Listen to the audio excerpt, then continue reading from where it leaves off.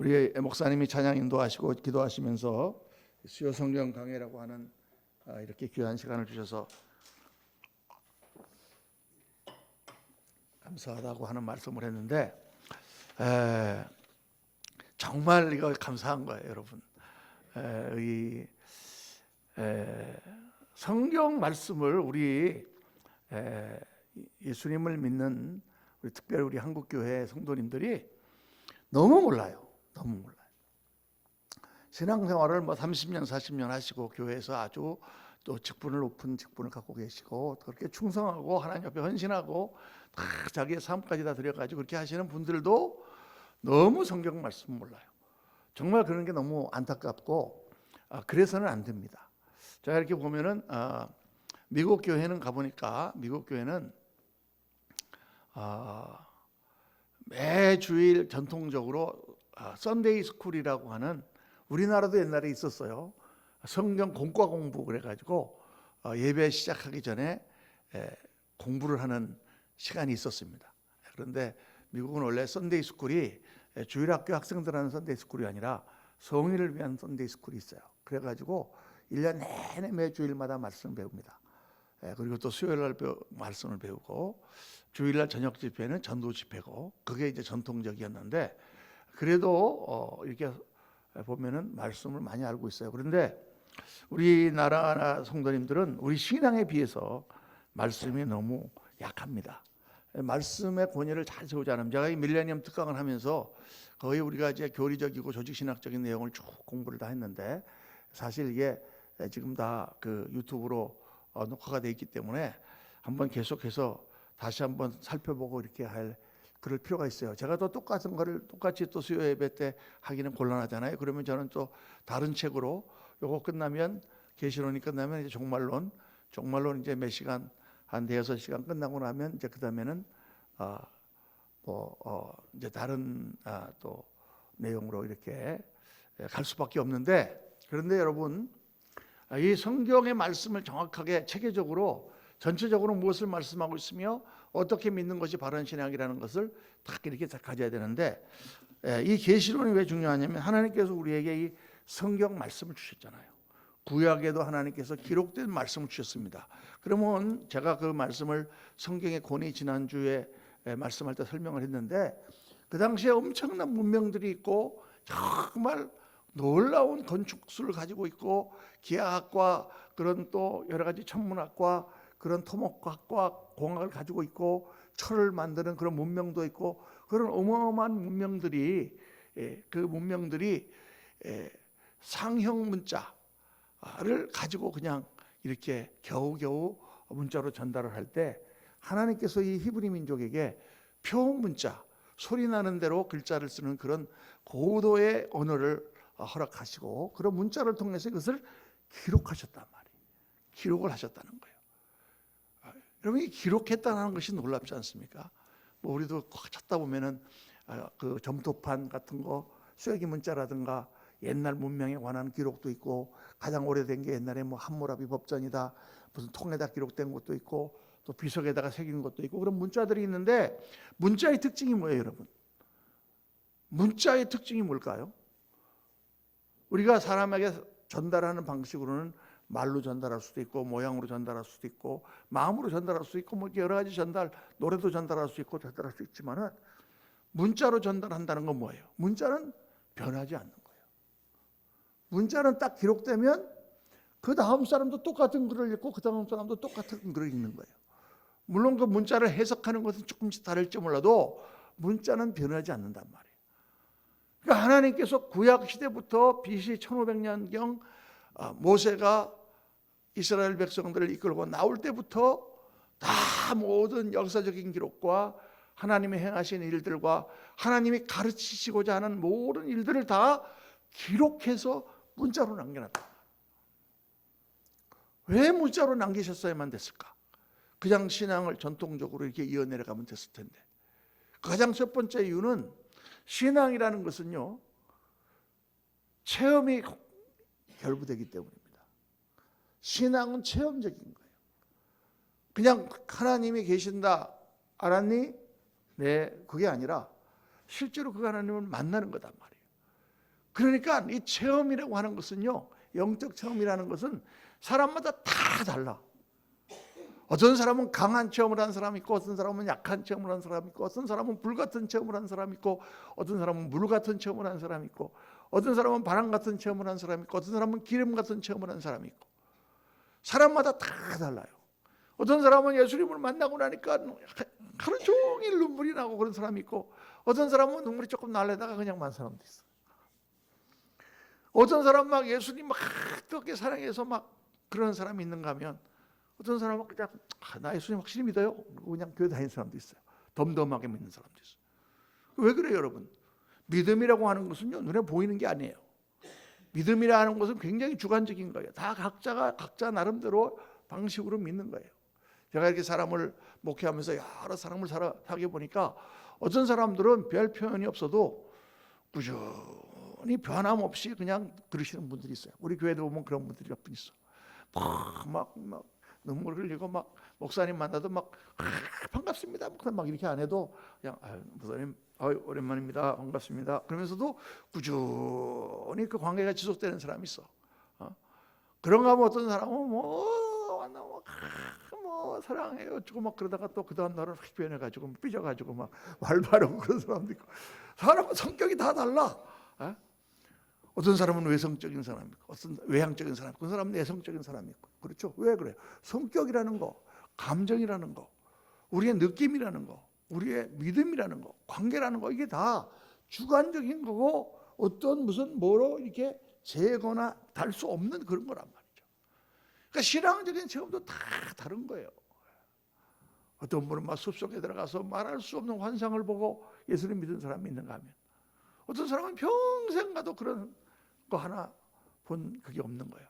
그러니까 만약에 문자로 하나님께서 이 계시를 주시지 않고 꿈이나 환상이나 이런 걸로만 주셨다면, 내가 받은 그 환상과 내가 받은 꿈을 내가 그에게 전달했다고 할지라도 그 사람이 또 어떤 체험을 할지 그걸 알 수가 없는 거잖아요. 그러니까 여러분, 이단이 이렇게 많은 거예요. 그 사람 계룡산 들어가가지고 막 기도원 들어갔다고 하더니 나오더니 이상한 소리 하면서 자기가 메시아래. 자기가 받았는데 자기가 하나님의 아들이래. 다시 재림 예수래 자기가. 그리고 온갖 더러운 짓은 다 하면서. 그러니까 그렇게 받았다는데 그 사람이 기도원에 가서 그렇게 받았다는데, 성경이 자기한테 꽂히는 걸 받았다는데, 그거 어떻게 할 거예요? 그게 믿을 거야, 안 믿을 거야? 몰몬 사람들은요, 그 조셉 스미스라는 사람이 어느 날 나오면서 잠을 자고 있는데 꿈속에서 천사가 내려와가지고 말이에요, 금쟁반하고 그 위에 몰몬 경을 자기한테 줬다는 거예요. 그런데 이상하게 깨보니까 몰몬 경이 실제로 있는 거예요. 그게 꿈이 아니라. 이제 금쟁반은 없어.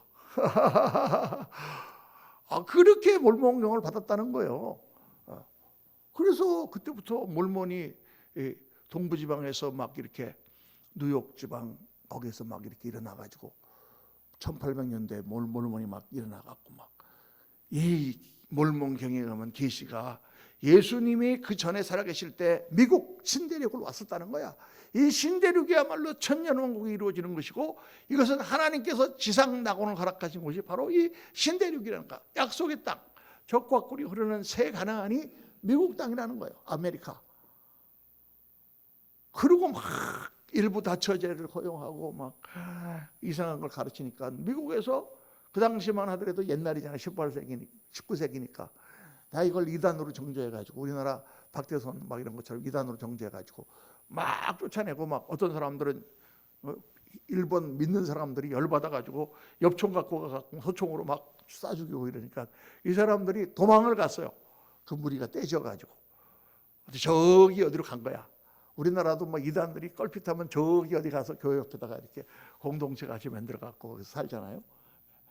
그렇죠. 옛날에 뭐 저기 소사에다가 뭐 이렇게 해갖고 거기다가 전도관 그래서 막 시온표 막 이런 거 카라멜도 만들고 막 그렇게 하면서 거기서 막 이렇게 했듯이, 그래가지고 이 사람들이 거기서 오하이오로 갔어. 오하이오 쪽으로 쭉 가서 오하이오에 있다가 또 오하이오에 있는 교인들이 또 막 난리를 치니까 또 서부로 가다가 거기 가다가 보니까 딱 거기 솔트레이크 시티라고 솔트레이크라고 그 아주 큰 호수를 만난 거야. 묵어보니까 물이 짜잖아요. 그래서 그 사람들은 그게 태평양인 줄 알았대. 아, 우리가 이제 서쪽 연안에 왔구나. 근데 그 솔트레이크 그 유타주가요 아주 각박한 땅입니다. 그래가지고 농사도 잘 안 되고 땅 자체가 염분이 많고요. 그 위에는 몬타나 아이다호가 있어가지고 아주 그 옐로우스톤 파크 있고 기름지고 한데 그 유타 밑에는 아리조나 막 이렇게 해가지고 땅이 아주 척박한 그런 곳인데 그곳에서 인디안들과 이렇게 그걸 하고 거기서 이렇게 터를 잡았어요. 나중에 알고 보니까 그게 바다가 아니고 소금 호수예요. 그러니까 이제 미국 사람들도 아유 그 멀리 떨어져 가고 각박한 데 가고 지네끼리 있더니 말더니 한지 뭐 내버려둬라. 그래가지고 이 사람들이 그렇게 하면서 대학도 거기다가 세우고 브링햄 영 유니버시티 유타. 그래갖고 나중에는 점점점 많아지고 미국 헌법에 의해서 일부 다처제를 허용하느니까 자기도 그걸 싹 바꿔갖고 그러면 우리도 일부 일처제만 한다.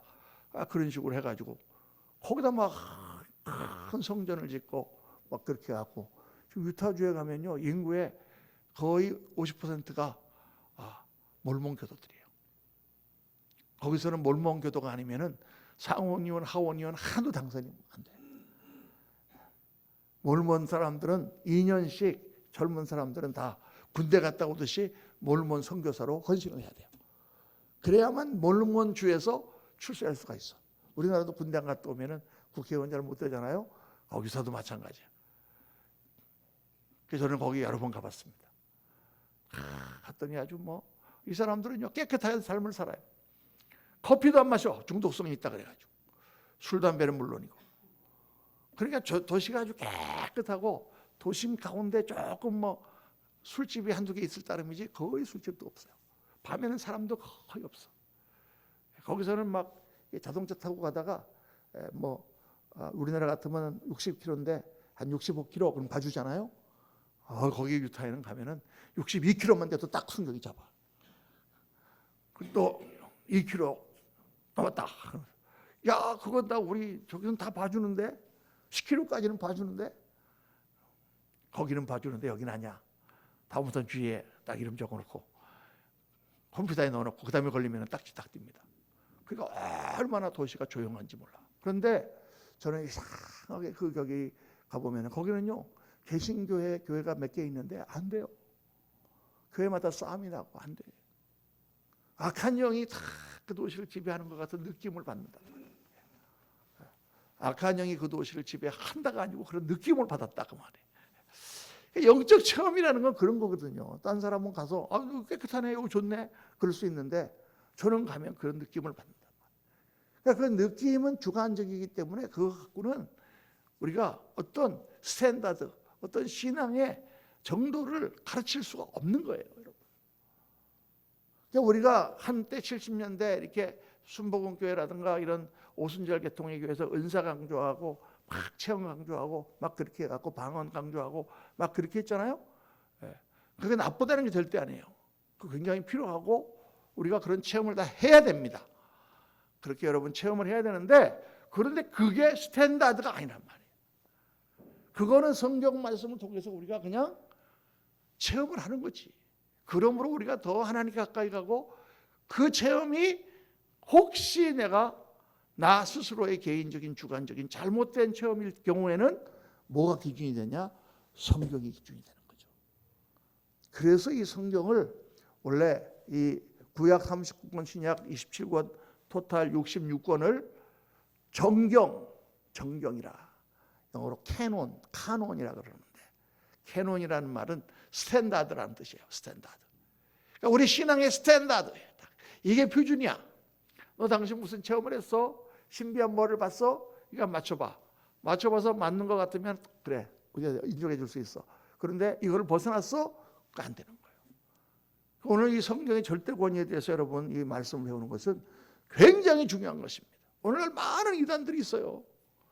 그 이단들은 교리가 어떻게 되는지도 모르고 그냥 잘해주면 거기 가서 그냥 같이 그렇게 그냥 공동체 생활을 하기도 하고, 어떤 사람들은 막 황당한 주장을 합니다. 목사님들이 성경 해석도 자기 엉망 자기 멋대로 해요. 지금도 막 이렇게 활동하고 있는 목사님들 중에서 그런 목사님들이 많아. 옛날에는 더 했고 자기 마음대로 해석을 해요. 엊그저께 무슨 뭐 요즘에 한참 막 이렇게 난리치는 목사님이 있어갖고 한번 제가 이렇게 들어가서 한번 그분의 그 부흥회하는 거를 영상을 한번 봤어요. 그랬더니 창조의 7가지를 다 놓고 그걸 예수 그리스도의 모형으로 해석을 하는 거예요. 빛이 있으라 하심에 빛이 있었고 그 빛은 바로 예수 그리스도다.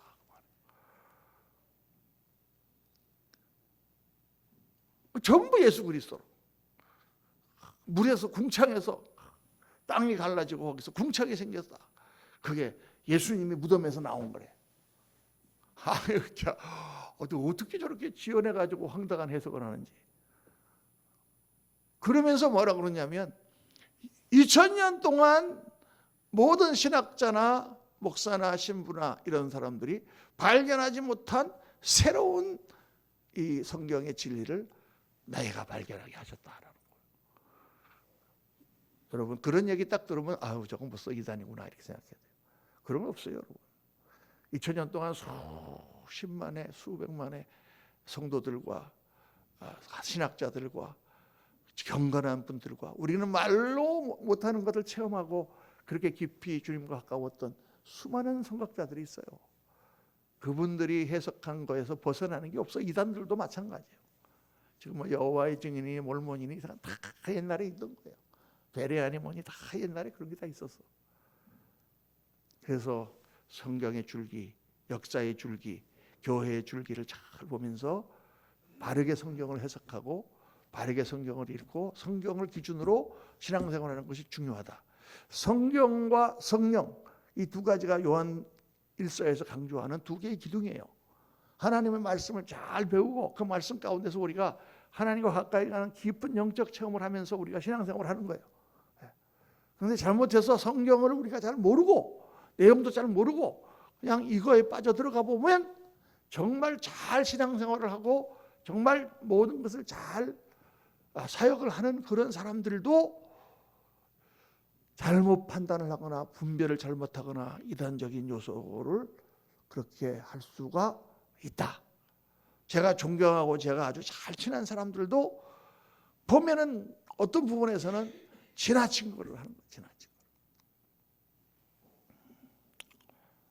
그래서 여러분 그런 거를 잘 분별하고 깨닫는다면 성경을 잘 깨달아야 됩니다. 오늘 그래서 성경은 절대적인 권위를 가지고 있습니다. 오늘 말씀 요한계시록 22장 18절에 19절 말씀을 다 같이 한번 읽겠습니다. 내가 이 두루마리의 예언의 말씀을 듣는 모든 사람에게 증언하노니 만일 누구든지 이것들 외에 더하면 하나님이 이 두루마리에 기록된 재앙들을 그에게 더하실 것이요 만일 누구든지 이 두루마리의 예언의 말씀에서 제하여 버리면 하나님이 이 두루마리에 기록된 생명나무와 거룩한 성령의 참여함을 제하여 버립니다. 물론 여기서 이 두루마리는 좁은 의미로 치면은 요한계시록을 말합니다. 요한이 쓴 요한계시록이지만 우리가 이걸 확대 해석하면 하나님께서 사도와 선지자들을 통해서 두루마리에 기록한 그 하나님의 말씀에 우리가 어떠한 것이라도 더하거나 어떤 것이라도 제하면 하나님의 벌을 받는다. 아주 강력하게 그렇게 하나님께서 경고하고 계십니다. 그래서 이 성경이 얼마나 우리에게 중요하냐. 성경이 만약 없어지면 우리 신앙은 다 없어지는 거예요. 우리가 전해 내려가는 거는 뭐냐? 성경이에요. 어떤 분은 목사님 우리 딸 좀 방언 좀 맡게 해주세요. 그래서 내가 뭐 방언을 주는 사람인가? 그저께 우리 우선 동영상 봤더니 저기 분당에 있는 어떤 목사님이 그런 동영상이 요즘에 짤 동영상 있잖아요. 거기 보니까 그러더라고. 아이고 옛날 목사님들이 막 성령을 받아라 그러고 막 던지면 저기서 성령을 막 받아갖고 막 그러는데 그거는 말도 안 되는 소리입니다. 무슨 성령님은 하나님이신데 자기가 무슨 성령을 공처럼 야구공처럼 던져 그러면 받나? 그 목사님 말씀이 맞는 말씀이에요. 옛날에 막 그랬잖아요. 막 성령 받아라 그러면 막 아멘 그러고 뒤로 자빠지고 막 성령님 뭐 하나님이신데 성령님이 우리에게 임하셔서 우리를 통치하시고 우리를 주관하여 주시고 그 성령 밑에서 우리가 쓰러질 수도 있지만은 내가 무슨 목사가 성령을 던지고 받고 그러는 게 아니에요, 여러분. 그거 다 잘못된 거거든, 그게. 그런데 내가 무슨 뭐 방언을 하게 해줄 수 있는 게 아니야. 하나님이 그 뜻대로 각자에게 나눠주신다 그랬으니까. 가치 없이 기도는 해줄 수 있지. 그런데 그런 체험을 우리가 전해 내려가는 것이 아니고 사실은 먼저 말씀을 배워야 되는 거예요. 말씀을 배워야 돼요. 우리 자녀들이 말씀을 배워야 돼요. 제가 그 미국에서 이제 목회를 하면서 우리 2세 아이들이 이제 자라지 않습니까? 중학교, 고등학교, 중고등학교까지는 교회에서 열심히 교회를 다닙니다. 전도사님들이 이제 신학교 다니는 전도사님들이 왔고 애들이랑 같이 막 미국에서 외롭고 그러는데 걔들 모아가지고 같이 햄버거도 사 먹고 놀러도 가고 막 수련회도 가고 하니까 애들이 너무 좋아가지고 막 그렇게 신앙생활 잘 하다가 얘들이 대학교에 딱 들어가면 아무도 거기는 컨트롤할 수가 없는 거예요. 거기는 이제 자유세계.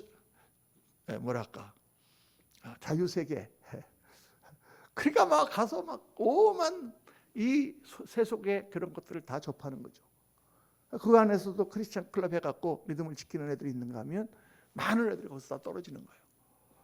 그래가지고 통계에 의하면 고등학교 때까지 중고등부 다니고 교회를 다녔던 아이들이 대학을 졸업하고 돌아오면 교회를 다시 돌아가는 퍼센트가 15%밖에 안 된다. 85%는 날아간다는 얘기예요. 그래서 제가 이거 이유가 어디 있을까? 이유가 어디 있을까? 그만 생각해 보니까 이 중고등부 학생들이요 말씀을 배울 기회가 없는 거예요. 말씀을요. 그냥 전도사님이랑 같이 찬양하고 같이 놀고 그냥 주일날 그냥 뭐 예배할 때 그냥 예수님이 너희들 사랑하십니다. 하나님 사랑하십니다. 아멘. 그리고 할렐루야. 이건 너무너무 좋아가지고 교회는 다녔는데 말씀을 체계 있게 배우고 이 세상의 사상이 어떤 사상이며 우리의 그리스도인의 사상은 어떤 사상이며 세상은 이렇지만 우리는 이러한 가치관을 가지고 이번 주일날 제가 다니엘에 대해서 어린이 주일을 맞아갖고 설교하려고 하는데 그런 뚜렷한 뭐가 없으면은 생각이 없으면 가서 세상의 물결이 들어올 때 다 휩쓸려 가지고 아이들이 젊은 아이들이 판단을 다 잃어버린다. 야 그렇구나. 걔들을 말씀을 특별하게 가르쳤어야 되는데 내가 성인 목회에 바쁘다 보니까 그렇게 할 시간도 없고 우리 전도사님들이야 뭐 신학대학교 다니는 전도사님들이 뭐 아는 게 뭐 있어야지 가르치지. 이게 주일학교를 정말 말씀을 잘 가르쳐야 된다. 이제 어린아이들은 조금 유년부 같은 경우에는 아직 그런 게 안 되는데 중학교, 고등학교로 올라가면은 그때는 사상이라든가 모든 것이 형성될 때야. 자기 자신이 자아가 형성될 때거든. 그 사춘기. 그러니까 엄마 아빠도 옛날에 날 따라다니다가 나 또 좀 나를 다 그러면서 자기 자신을 이렇게 느낄 때. 그리고 인생에 대해서 생각을 해보고 나라는 존재는 뭔가 생각해보고 내가 지금 교회를 엄마 아빠 따라다니는데 정말 하나님이 있는가를 생각해 볼 때란 말이에요. 그때 다 말씀을 집어넣어 주셔서 그들이 말씀 가운데 무장하면 대학 아니라 어디 이상한 데 가도 흔들리지 않습니다. 내가 보니까 그 공부하던 애들은 다 제자 훈련 받은 아이들은 다 흔들리지 않고 신앙생활을 해요. 그래서 우리도 마찬가지 여러분. 때로는 우리 신앙생활하다 보면 어려운 일도 생기고 환난도 만나고 때로는 우리가 실수하기도 하고 뭐 온갖 일들을 만나지 않습니까? 핍박이 몰려오기도 하고 사고가 생기기도 하고 그런 문제들 가운데서 우리가 어떻게 이겨내느냐? 기도하고 하나님께 간구하는 가운데 하나님 역사해 주시지만 그 밑바닥에는 전혀 흔들리지 않는 창파가 불고 바람이 불고 태풍이 와도 흔들리지 않은 굳건한 믿음의 반석, 말씀의 반석 위에 서야 된다. 그래야만 우리가 이길 수 있다. 자, 그래서 이 하나님의 말씀이 이렇게 조금이라도 더하거나 제할 수가 없다. 오늘 이 성경의 절대 권위를 우리 공부하면서 첫 번째로 우리가 생각해야 되는 게 성경의 무오성입니다. 무오성. 오류가 없다 그 말이에요. 성경은 오류가 없다. 이거 굉장히 중요한 것입니다. 10편 19편 7절 다 같이 시작. 여호와의 율법은 완전하여 영혼을 소성시키며 여호와의 증거는 확실하여 우둔한 자를 지혜롭게. 여호와의 율법은 완전하다 그랬어요. 율법이라는 것은 구약을 말하는 것입니다. 물론 모세 오경 거기 나온 거 율법이지만은 하나님이 주신 말씀은 완전하다. 완전하다 그랬어요. 또 마태복음 5장 18절에 예수님 말씀 다 같이 시작. 진실로 너에게는 오니 천지가 없어지기 전에는 율법의 1.1획도 결코 없어지지 아니하고 다 이루어. 하나님의 말씀이 1.1획도 다 정확하다라는 얘기예요. 그러니까 이게 왜 중요하냐? 이게 우리 신앙의 근본이에요. 하나님이 우리에게 기록하여 주신 말씀은 오류가 없다. 그런데 1865년에 다윈이라고 하는 사람이 종의 기원이라는 것을 발표하면서 이 분꽃과 분꽃, 빨간 분꽃과 하얀 분꽃을 이렇게 교접하니까 분홍 분꽃이 나왔다. 이런 원리에서부터 시작해서 그걸 확대 해석해 갖고 진화론이라는 걸 만들었잖아요. 그런데 그때의 똑같은 시대에 일어난 게 뭐냐면 자유주의 신학이라는 게 일어난 거예요. 근데 그 자유주의 신학이라는 거의 기본은 뭐냐면 하나님을 믿되 지금까지 믿는 그런 방식으로 믿지 말자. 그리고 성경이라는 것을 뭐라고 보느냐면 고문서라고 보는 거예요. 옛날에 기록된 삼국유사나 삼국사기 같은 그런 문서로 보는 거예요. 그러니까 이거는 사람이 쓴 거기 때문에 여기에는 많은 실수가 있다. 봐라. 역대상, 역대하 같은 데는 15만이라고 돼 있는데 열왕기상, 열왕기하를 보면은 10만이라고 돼 있지 않냐? 틀리잖아. 똑같은 성경인데. 여러분 그런 거 좀 보시죠.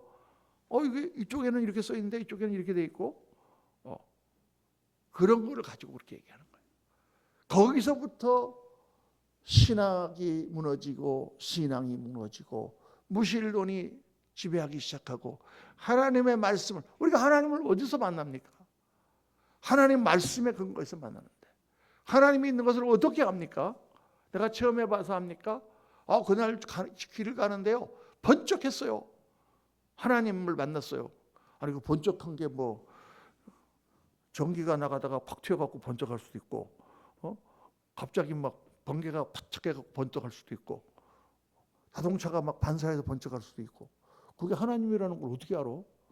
체험이라는 건 그런 거예요, 여러분. 그런데 우리가 하나님이 계시고 하나님이 함께 하신다는 거 어떻게 아느냐? 성경에 하나님이 계신다고 말씀하고 있잖아요. 그렇죠? 그게 우리 믿음의 제일 중요한 기준이란 말이에요. 근데 이 성경을 하나님의 말씀을 믿지 않고 고대에 쓴 인간이 쓴 그런 오류가 많은 문서다 이렇게 생각하면 우리 믿음의 근본이 다 흩어져버리는 것입니다. 그래서 하나님의 말씀은 1.1획도 틀림이 없다.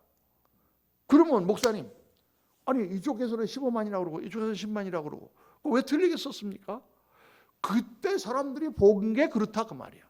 그때 열왕기하 사람들 쓸 기자가 그때 서기관이 봤을 때 그 사람들의 얘기로는 10만이야. 그 역대하가 이제 이 사람들 거기 갔다가 돌아와가지고 포로로 잡혀갔다 돌아와서 다시 신앙을 정비하기 위하여 그들이 썼을 때는 다 전해 내려오는 말을 듣고 그때는 15만쯤 됐을 거다. 어림수예요. 여러분 광화문에서 촛불 집회로 몇만 모였다 그러면 누가 맞습니까? 기자가 맞습니까? 헬리콥터가 맞습니까? 경찰이 맞습니까? 운동권에 있는 사람이 맞습니까? 누가 맞습니까? 다 틀려. 어느 정도 틀려요. 경찰 주사는 5만이라 그러는데 저건 100만이라 그래. 20배나 차이가 나네. 거기서 중요한 게 뭐예요? 많이 모였다는 게 중요한 거지. 정확한 그 정확도라는 것은 지금 우리가 과학책이라든가 수학책이라든가 물리책을 하는 그런 정확도가 아니에요. 하나님이 메시지를 증거하는 거라고 그랬죠. 제가 그 말씀을 한번 드렸죠. 성경에서 하나님 메시지를 증거하는 데 필요한 정보예요. 그게 중요한 게 아니다 말이에요. 그거 갖고 이게 틀렸다 이렇게 얘기하면 안 된다 그 말이에요. 그건 틀린 게 아니에요. 그래서 이 성경의 무엇성이라는 것은 현대 과학 기술적인 정확도를 말하는 게 아니다. 어림수, 과장법, 블레셋군이 몰려오는데 그 수가 해변에 모래같이 많았더라. 해변에 모래 가서 세봐야 그 몇 개인가. 사람이 어떻게 해변에 모래같이 많을 수가 있어요? 그거는 표현인 거예요, 표현. 또 어떤 것들은 예언서, 어떤 것들은 환상을 본 것을 기록한 거, 어떤 것들은 또 역사적인 사실을 기록한 거, 어떤 것들은 시, 어떤 것들은 지혜서, 다 장르가 다르죠. 여러분 장르란 말 아세요? 문학적인 유형이 다르단 말이에요. 소설 다르고 시 다르고 연극의 극본 다르고 다 다른 그런 형식으로 쓰여진 거단 말이에요. 그러니까 그게 당연히 그렇게 될 수밖에 없죠. 어떤 것들은 과장되게 표현한 것도 있고, 어떤 것들은 또 시적으로 표현한 게 있고. 그러니까 그런 거에서 하나님 주시는 메시지, 그런 것이 정확하다라는 이야기고 오류가 없다라는 얘기예요. 그러니까 여러분 절대 이 성경의 무호성은 절대 우리가 흔들려서는 안 되는, 이거가 흔들리면 우리 신앙이 다 도미노식으로 무너진다라는 사실을 우리가 알아야 됩니다. 우리가 사실은 누가 체험을 했다, 누가 뭘 어쨌다 그래도 우리가 가지고 있는 것은 말씀밖에 없어요. 그래서 이 말씀의 권위는요, 우리 삶에 있어서 절대적인 권위입니다. 절대적인 권위예요. 최고의 권위예요. 목사님의 말이 더 권위가 있습니까? 성경 말씀의 권위가 있습니까? 당연히 성경 말씀이 더 권위가 있지. 목사님이 잘못 말씀을 전할 수 있을까요? 없을까요? 당연히 잘못 전할 수 있지. 그런데 너무 잘못 전하는 목사가 많아. 정말 그래요. 황당하게. 보통 황당한 게 아니에요. 옛날에 우리 교단에도 한 분 계셨어요. 돌아가셨지만. 이 목사님은 막 어렸을 때부터 성경을 막 달달달달달 왜? 몇천 구절을 왜 그냥 부흥회하면은 막 그냥 이분은 그냥 꿈을 꾸면요, 하나님이 주시는 꿈이 있고 사람이 주는 꿈이 있대. 인간의 꿈이 있고 마귀가 주는 꿈이 있대. 그래서 물어봤어. 하나님 주시는 꿈은 어떤 꿈입니까? 하나님 주시는 꿈은 청천색으로 꾼대. 마귀가 주는 꿈은 흑백으로 나타난대. 할렐루야. 하나님 꿈만 꾸시는 분 한번 손 들어보세요. 저는 항상 청천색으로 꾸거든요. 항상 저는요. 아니, 청천색을 꾸는지 모르는지 모르겠어. 근데 하여간 나중에 생각해 보면은 청천색인 것 같아. 또 그분은요, 딱 보면은 저 사람이 구원받은 하나님의 백성인지 구원을 못 받은 마귀 자식인지를 안대. 오마. 이단이죠, 이단. 그 정도 가면. 그러니까 그런 식으로 하는 분들이 얼마나 많은지 몰라요. 투시의 은사가 있다, 뭐 성경에도 없는 이상한 은사를 막 하고, 그렇게 하다가 이렇게 막 사람을 속이기도 하고. 여러분 그 무슨 뭐 만민교회인가 뭐 이재롱인가 한 사람 뭐 천사 내려오는 거 봤어요? 하늘에서 천사가 내려온다는 거. 다 사기, 무슨 마술같이 이렇게 해가지고 영상을 조작하고 해가지고 그 사람들은 막 그런데 현혹된단 말이에요. 여러분, 목사님들이 잘못 가르치는 수가 많이 있어요. 그러니까 최소한도 우리 성도님들이 목사님의 설교를 듣고, 우리 한국교회는 또 뭐예요? 아멘입니까? 아멘. 아멘 안 하는 사람들은 뭐야? 다시 한번 아멘. 근데 여러분, 목사님 말씀 중에 아멘 아니고 노멘도 있어요. 그러면 저거는 목사님이 지나치게 해석한 거다. 이 정도로 평신도들이 이렇게, 성도님들이 딱 수준이 올라가면 함부로 설교 못하는 거죠. 그런 배에서 정확하게 성경을 해석하고 정확하게 말씀을 증거할 수 있어야 돼요. 목사님들이 그런 실력을 갖춰야 됩니다. 너무 그런 실력들이 부족한 거예요. 그래서 이게 많은 분들이 그랬잖아요. 교회의 위기는 어디서부터 시작되느냐? 강단의 위기에서부터 시작된다. 강단에서 엉터리 설교를 하니까 어떻게 됩니까? 성도님들이 하나님의 말씀을 제대로 분별하지 못하고 엉터리 신앙을 갖는 거예요. 그러니까 엉터리에 다 빠지는 거예요. 무슨 뭐 어떤 분은 뭐 까만색은 마귀색이라 그러는데 이것도 다 마귀색이야 지금. 전부 다 마귀 옷 입고 있는 분들 몇 분 있어 지금. 오늘 김재일 집사님도 마귀 옷 입고 오셨네. 아니 뭐 말도 안 되는 소리입니다. 말도 안 되는 소리. 그러니까 이런 것에 사람들이 넘어간다는 게 참 신기해요. 어떻게 그렇게 넘어가는지. 하나님 뭐 여자 하나님이야 그러지 않나. 자, 어쨌든 괜히 설교하다 보니까 열받네.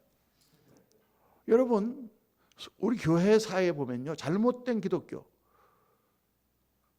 교회는 교회인데 지금까지 내려왔는데 잘못된 거. 그게 뭐냐? 첫째는 전통주의예요. 그러니까 교회나 전통의 권위가 성경보다 더 높아. 그 좋은 예가 뭘까요? 로마 가톨릭이에요. 가톨릭. 천주교회가 왜 타락했습니까? 교황이나 신부들의 권위가 말씀의 권위를 다 대체했어요. 무식한 사람들이 무슨 성경을 읽고 잘못 해석하면 안 되잖아. 성경을 다 자물통으로 쳐버리고 아무도 못 읽겠어요. 성경 번역하면 다 잡아서 화형시켰어요. 어디서 성경을 번역해서 함부로 돌려. 그런 배운 신부들이나 하는 거지. 그리고 신부와 교황청에서 말씀을 독점하고 자기들이 마음대로 권세를 발휘했어요. 지금도 가톨릭에서는 교황의 권위는 성경의 권위와 같습니다. 더 높습니다. 실제로. 틀린 거예요. 그거는요.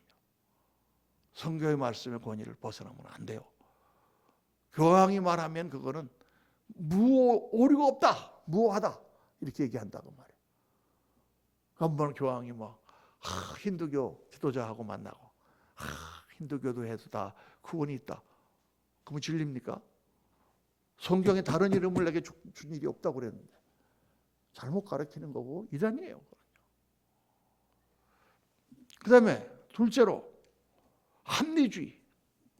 이성의 고리가 성경의 고리보다 더 높아. 지가 성경보다 더 똑똑해. 그게 아까 얘기한 자유주의야.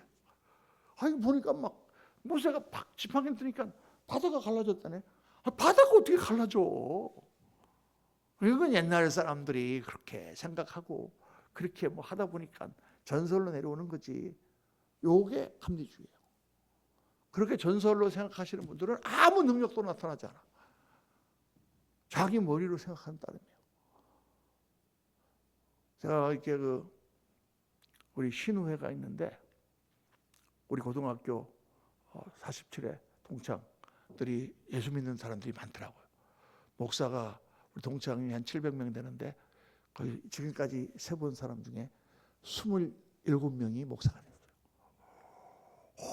27명이니까 얼마나 많이 됐어, 그죠?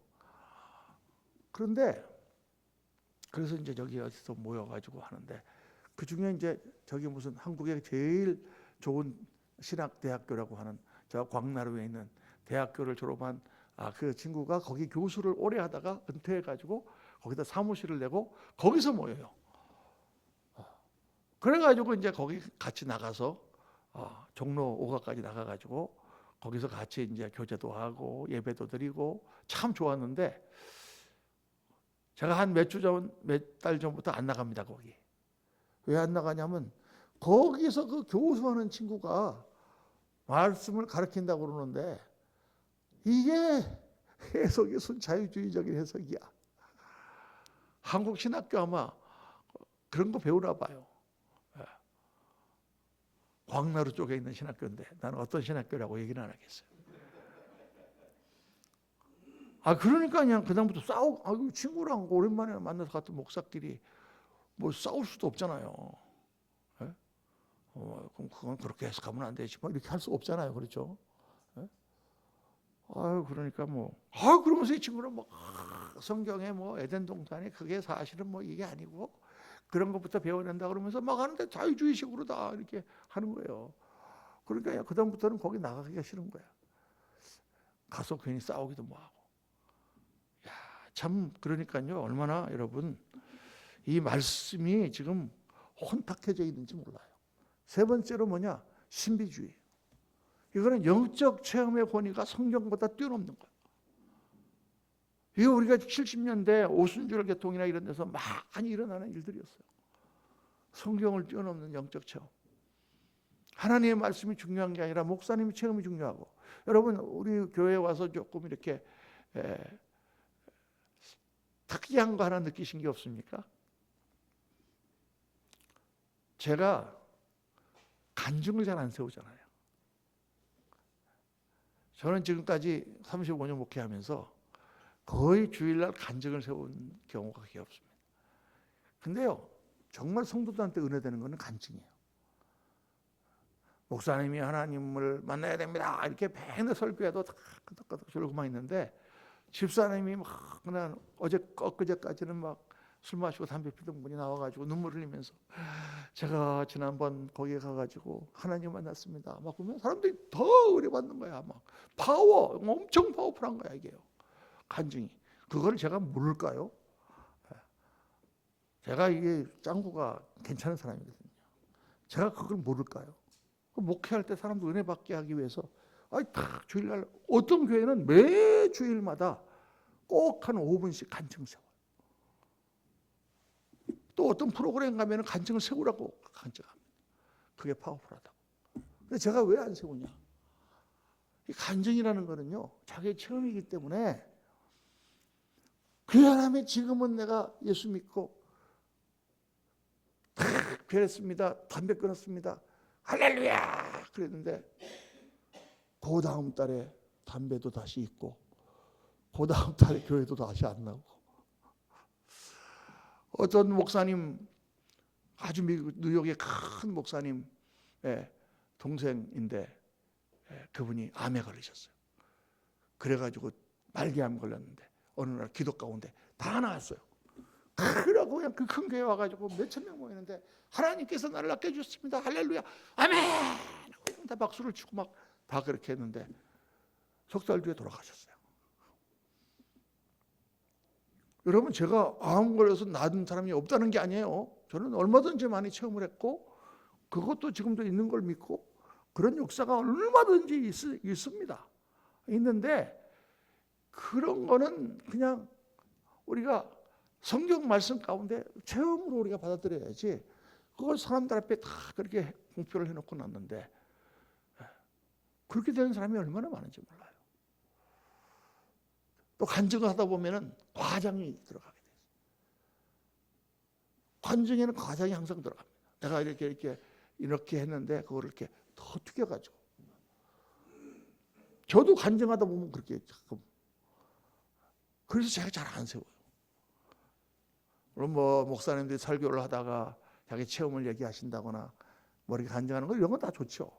좋은데, 이렇게 딱 순서를 내서 이렇게, 어쩐 때 또 간증 집회도 할 수도 있어요. 어떤 집사님 신령하게. 근데 간증 집회 같은 데는 제가 상당히 주의하는 편입니다. 왜냐하면 영적 체험이 잘못하면 성경의 권위를 뛰어넘을 수가 있기 때문에. 그래서 자, 이제 시간이 얼마 안 남았기, 5분밖에 안 남아서 빨리빨리 넘어가겠습니다. 성경을 읽을 때 말이죠, 여러분, 성경에 나오는 문장은 다 같은 권위가 아니에요. 성경에 나오는 문장은 성경에 나왔다고 해서 무조건 다 맞는 게, 성경에 하나님이 없다라는 문장이 있는 거 아십니까? 성경에 하나님이 없다라는 기록이 있다니까요. 목사님, 그런 게 어디 있어요? 있어요. 근데 그거 어떻게 되어 있냐면, 시편에 보면 어리석은 자는 그 마음에 이르기를 하나님이 없다 하도다, 이렇게 딱 되어 있단 말이야. 요거만 딱 끌어내면 하나님이 없다 이렇게 되잖아요. 그래서 성경의 문장은 다 같은 권위가 아니에요. 그거가 어느 상황에서 누가 얘기했는가, 어떻게 하나님이 말씀하셨는가에 따라서 권위가 달라요. 예수님이 하신 말씀이 모든 백성에게 하신 말씀이 있고, 제자들에게 따로 하신 말씀이 있어요. 그 문맥이라든가 그 전체의 그 컨텍스트, 상황을 잘 봐서 해석을 하는 게 중요해요.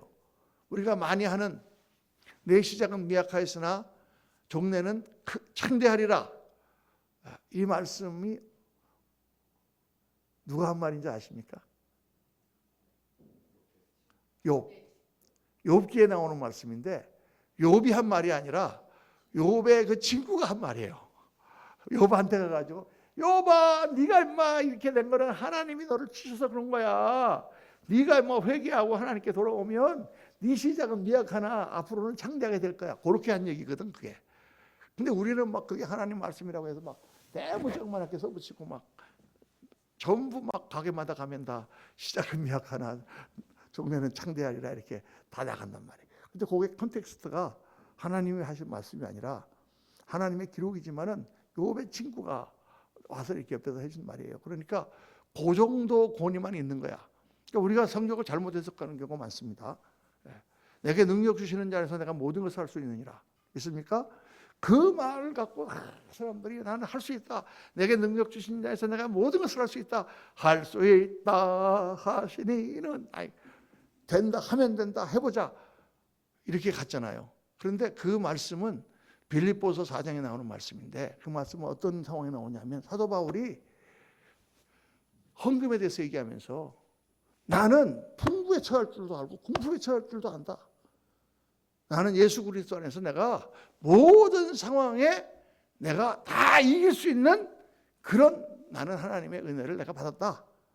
내게 능력 주시는 자 안에서 나는 모든 것을 다 할 수 있다. 이렇게 하신 말씀이에요.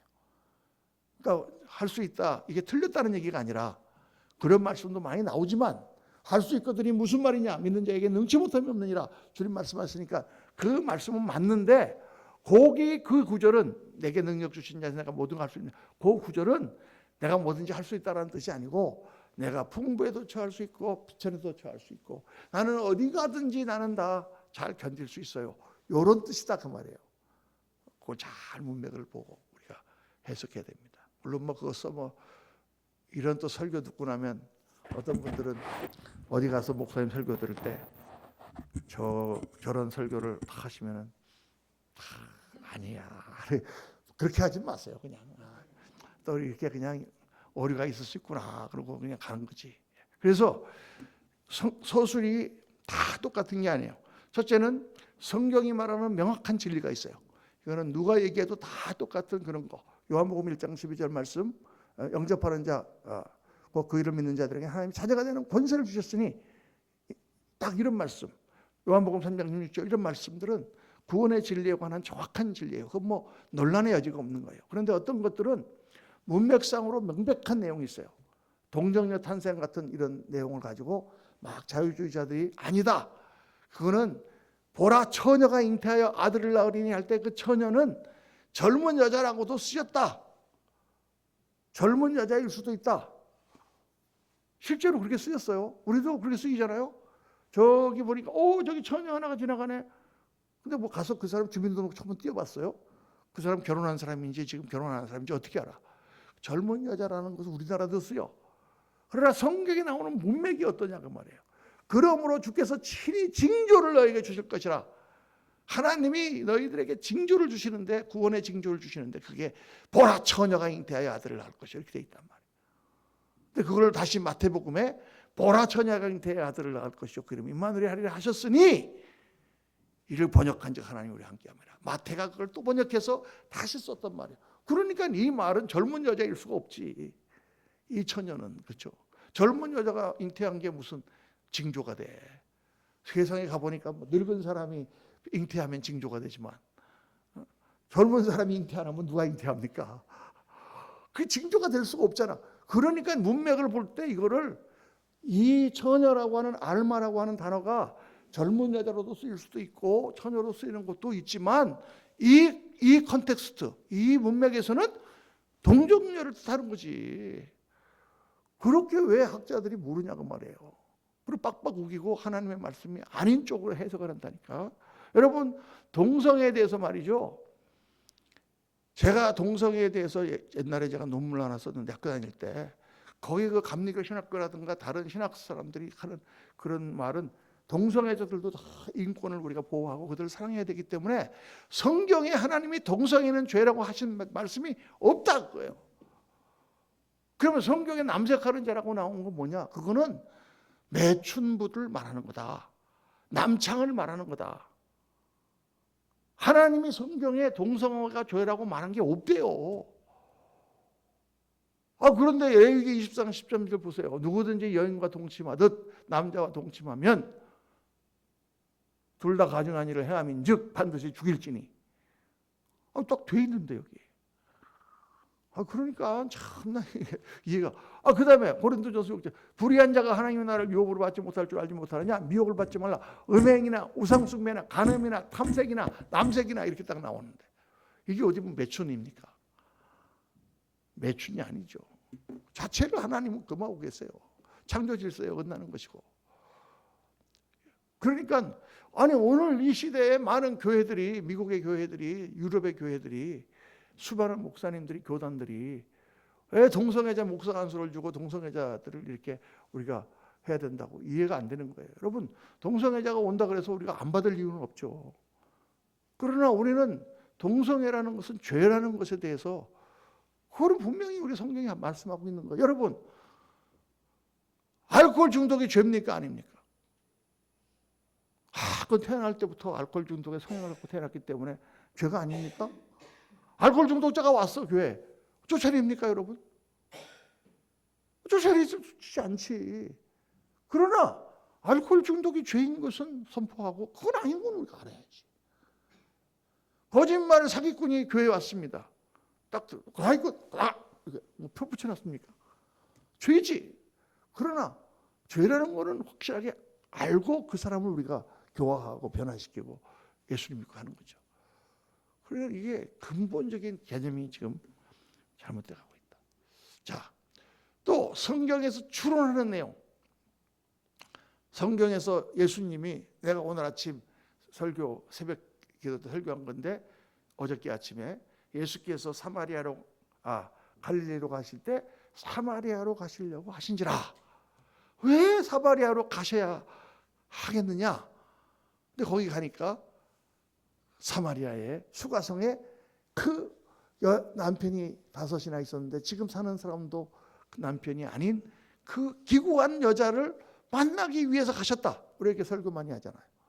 그거는 거기 성경에 그렇게 나와 있지 않지만 예수께서 굳이 사마리아로 가셔야 됐던 이유가 뭘까? 이렇게 추론해 보면 예수님은 그 여인을 만나시기 위하여 가셨구나라는 걸 알 수 있다.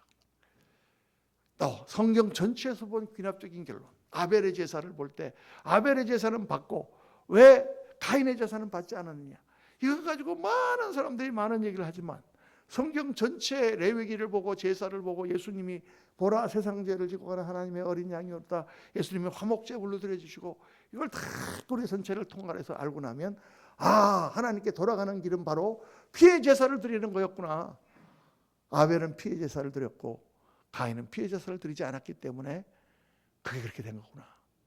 깨달을 수 있는데 옛날에는 다 이렇게 해석을 했는데 자유주의 물길이 들어오고 막 사람들이 이런저런 이론을 하고 나니까 인터넷 찾아보면 그랬다고 하는 그런 거는 10개 하나도 안 돼요. 대부분 다 뭐 믿음의 제사를 안 드려서 그렇다는 등 엉뚱한 소리 합니다. 물론 믿음의 제사가 아니고 순종의 제사가 아니고 다 그랬지만은 가장 중요한 이유는 하나님께 돌아가는 길, 피의 제사를 강조하신 거다. 이런 게 성경 전체에서 본 길이다.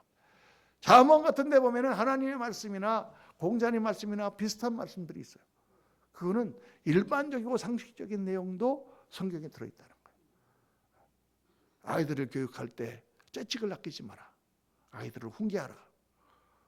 그래갖고 진짜 째찍으로 갖다 막 때려라 그런 얘기 아니죠. 아이들을 엄하게, 때로는 너무 요즘은 교육 방식이 어떻게 돼 있어요. 아이들한테 그냥 조금이라도 하면 상처 입을까 봐. 저는 막 어렸을 때 막 따구도 맞고 막 몽둥이로 궁뎅이도 맞고 대갈통도 맞고 혹이 막 이렇게 가고 막 발로도 채이고 막 그랬는데 상처 하나도 없네. 뭔 상처를 그렇게 받는지.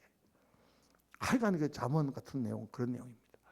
또 보면은 한두 구절로 추출한 가설은요, 그거는 우리가 받아들이기가 힘들어요. 내가 이제 종말론 할 때 우리가 생각할 텐데, 우리가 죽으면 어디 가느냐? 낙원에 갑니다. 낙원에 가서 거기 있다가 우리가 영원한 천국으로 갑니다. 그럼 왜 낙원에 간다 그러냐? 딱 한 군데 그 얘기가 나오거든요. 그게 뭐냐? 예수님께서 십자가에 달리실 때 같이 옆에서 죽은 그 강도에게 내가 오늘 나와 함께 낙원에 있으리라. 그 말씀 한 구절밖에 없어요. 그러니까 그 한 말씀 갖고 우리는 많은 상상을 해서 나온 죽으면 어떻게 되느냐 하는 공식을 다 만드는 거예요. 휴거도 마찬가지예요. 휴거도 여러분 다 예수님이 심판이 오기 전에 우리가 휴거당한다 이렇게 돼 있거든요. 지금까지 그렇게 다 가르쳤어요. 우리는 걱정할 필요 없다. 우리는 심판이 오기 전에 다 들려 올라간다. 걱정할 필요 없다. 근데 그럼 지금까지 그 수많은 핍박당한 사람들은 뭐야? 차라리 대심판 때 있는 게 낫겠네. 그렇죠? 근데 성경은 그렇게 안 돼 있단 말이에요. 주께서 호령과 천상의 소리와 하나님 나서 친히 강림하시리니 그리스도 안에서 죽은 자들이 먼저 일어나고. 그러니까 휴거의 스토리하고 조금 안 맞잖아요. 죽은 자들이 먼저 일어나고 그 후에 우리 살아남은 자들도 그들과 함께 구름 속으로 끌어올려 공중에서 주를 영접하게 하시리니. 이거 어떻게 해석해야 되느냐? 진짜 구름으로 끌려 올라간다는 얘기냐? 뭐 여러 가지 해석이 많이 있을 수 있는데 어쨌든 심판이 오기 전에 우리가 끌려 올라간다라는 지금까지의 그런 모델은 잘못된 모델이다. 보세요. 또 내가 보니 예수를 증언함과 하나님의 말씀 때문에 목배임을 당한 자들의 영혼들과 순교당한 사람, 짐승과 그들의 우상에게 경배하지 아니하고 영영육표를 받지 않은 사람들, 그 사람들이 천년 동안 왕노릇한다 그랬어요. 그러면 이 성도들은 심판을 통과한다는 얘기입니까? 안 통과한다는 얘기. 아유, 통과 안 하고 다 휴거돼 갖고 천상 가 있는데 무슨 표를 받지 아니하는 자들, 목배임을 받은 자들이 있을 수 있어. 그러니까 첫째 부활이라. 그러니까 이런 내용의 한 구절 같은 거 가지고 많은 스토리를 만들어내는 거는 그거는 권위 있는 해석이 아니다. 자, 그래서 성경에서의 권위는요, 결론입니다.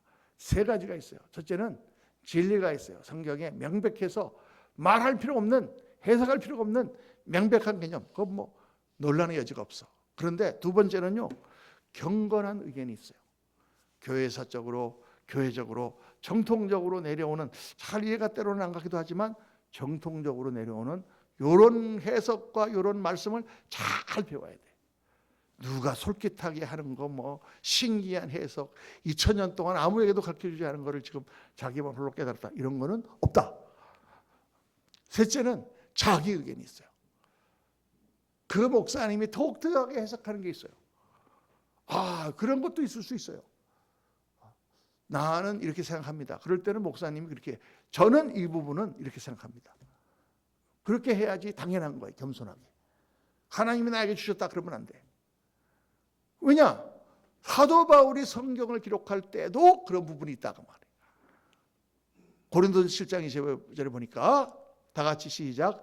처녀에 대하여는 내가 주께 받은 계명이 없으되 주의 자비하심을 받아서 충성스러운 내가 의견을 말하노니 내 생각에는 이것이 좋으니 임박과 환난으로 말미암아 사람이 그냥 지내는 것이 좋으니라. 요 고린도서 7장에 결혼했다가 이혼을 하거나 아니면 남편이 사별하거나 그런 과부들이 있었어요. 과부들 어떻게 재혼을 할까요, 말까요? 그때 사도 바울이, 야, 환난이 왔는데 지금 뭐 세상 거 그거 한번 살아봤으면 됐지 뭐 그것도 하려고 그러냐. 그냥 하나님 믿고 그렇게 열심히 주를 섬겨. 그리고 처녀에 대해서는 내가 하나님께 받은 말씀이 없어. 그러나 내 의견을 말한다면 내 생각에는 세상에 소망 두지 말고 환난이 금방 닥쳐올 텐데 그냥 지내는 게 좋지 않겠냐. 성경을 기록한 사도 바울도 어떤 경우에는 하나님께 받은 게 아니라 내 생각은 그렇다라고 얘기했다고 말이에요. 근데 목사님들이 뭐 자기가 독특한 해석을 하나 발견했다고 2000년 동안 아무에게도 안 줬는데 나한테만 줬다 그러면 안 되죠. 그래서 목사님 말씀을 들을 때도 여러분 진리의 말씀 아멘 받아들이고 경건한 의견으로 다 하는 것을 우리가 깨달을 때 아멘. 자기 의견으로 목사님 말씀할 때는 아멘 하지만 그냥 목사님 의견이니까 다른 것도 쓸 수 있다. 이 정도 수준으로 여러분들이 다 올라가시기를 예수님의 이름으로 축원합니다. 그 말씀을 많이 배워야 돼요. 말씀을 잘 배우고 깨달아서 흔들림이 없는 그런 믿음의 용사로 굳건하게 서시기를 예수님 이름으로 축원합니다. 기도하겠습니다. 할렐루야.